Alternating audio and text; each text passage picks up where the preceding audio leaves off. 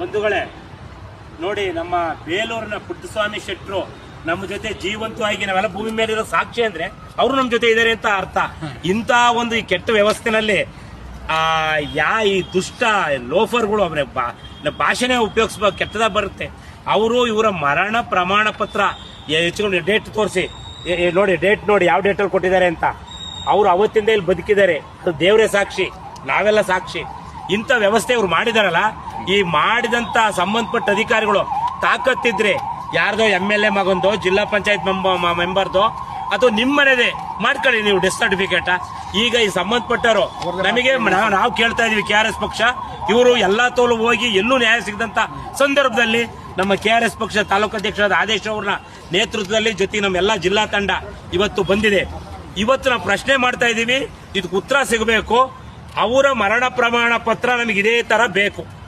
ಇದೇ ತರ ಯಾವ ಅಧಿಕಾರಿ ಸಂಬಂಧಪಟ್ಟವನು ಅಯೋಗ್ಯ, ನೀಚ, ನಾಲಾಯಕ್, ಯಾಕೆಂದ್ರೆ ಅಷ್ಟು ಆಕ್ರೋಶ ಬರ್ತಾ ಇದೆ.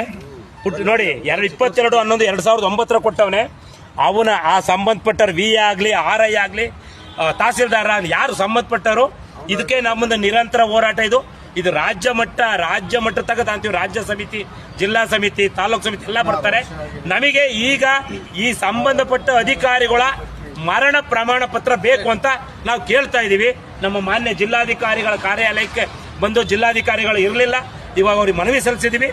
ಇದನ್ನು ಮಾತ್ರ ಈಗ ಜಿಲ್ಲಾಧಿಕಾರಿಗಳು ಕಡೆಯವರು ಹೇಳಿದ್ರು ಒಳ್ಳೆ ಕೆಲಸ, ಇದಕ್ಕೆ ತಕ್ಕ ಶಾಸ್ತಿ ಮಾಡ್ತೀವಿ ಅಂದಿದ್ದಾರೆ. ಇದನ್ನು ಮಾತ್ರ ನಮ್ಮ ಬದುಕಿರೋ ಇವರು ಏನ್ರಿ 94-95 ವರ್ಷದ ಯಜಮಾನರನ್ನ ನೀವು ಈ ತರ ಮರಣ ಪ್ರಮಾಣ ಪತ್ರ ಕೊಟ್ಟು, ಆಮೇಲೆ ಜೊತೆಗೆ ನೋಡಿ ಇವ್ರ ಆಸ್ತಿನ ಬೇರೆ ಹೆಸರಿ ಮಾಡಿದ್ದಾರೆ.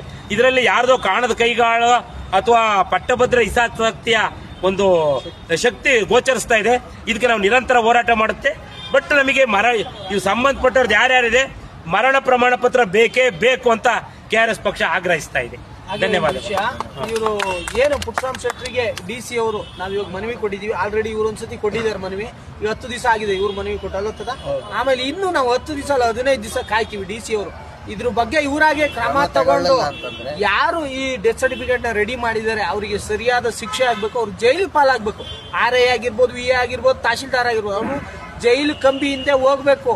ಹೋಗ್ಲಿಲ್ಲ ಅಂದ್ರೆ ನಾವು ಹೋರಾಟ ನಿಲ್ಸಲ್ಲ. ಈ ದಿನ ಬಂದು ಮನವಿ ಕೊಟ್ಟಿದೀವಿ, ಮುಂದಿನ ದಿವಸದಲ್ಲಿ ಬಂದು ಮನವಿ ಕೊಡಲ್ಲ, ಇಲ್ಲೇ ಧರಣಿ ಕೂರ್ತೀವಿ. ನಾವು ಈ ತಾತನ ಕೂರಿಸ್ಕೊಂಡು ನಾವು ಧರಣಿ ಕೂರ್ತೀವಿ ತಾತಂಗ್ ನ್ಯಾಯ ಸಿಗೋವರೆಗೂ. ದಯಮಾಡಿ ಏನು DC ಅವರು ಇದನ್ನ ಗಮನಿಸಬೇಕು. ಆದಷ್ಟು ಬೇಗ ತಾತಂಗ್ ನೀವು ನ್ಯಾಯ ಕೊಡಿಸ್ಬೇಕು. ನೀವು ನಿಜವಾಗ್ಲೂ DC ಆಗಿ ಇಲ್ಲಿ ಕಾರ್ಯನಿರ್ವಹಿಸ್ತಾ ಇದ್ದು ನ್ಯಾಯಯುತವಾಗಿ ನಾನು ಕೆಲಸ ಮಾಡ್ತಾ ಇದ್ದೀನಿ ಅನ್ನೋದು ತೋರಿಸ್ಬೇಕಂತದ್ದೇ ಆದ್ರೆ ದಯಮಾಡಿ ತಾತಂಗ್ ಆಗಿರ್ತಕ್ಕಂಥ ಅನ್ಯಾಯಕ್ಕೆ ನ್ಯಾಯ ಕೊಡಿಸಿ ಅಂತ ನಾನು ಇಲ್ಲಿ DC ಅವ್ರ ಹತ್ರ ಮನವಿ ಮಾಡ್ತೀನಿ.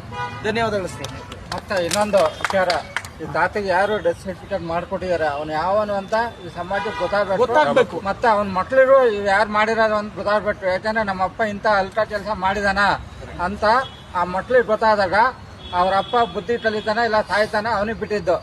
ಈ ವಿಚಾರ ಇಲ್ಲಿಂದಲೇ ಶುರುವಾಗ್ಲಿ. ನಾವ್ ಎಂಟ್ರಿ ಆಗಿದೀವಿ, ತಪ್ಪಿತಸ್ಥನಿಗೆ ಶಿಕ್ಷೆ ಆಗೇ ಆಗುತ್ತೆ. ಇದು ಹೋರಾಟ ನಮ್ದು ನಿರಂತರವಾಗಿರುತ್ತೆ. ಬನ್ನಿ.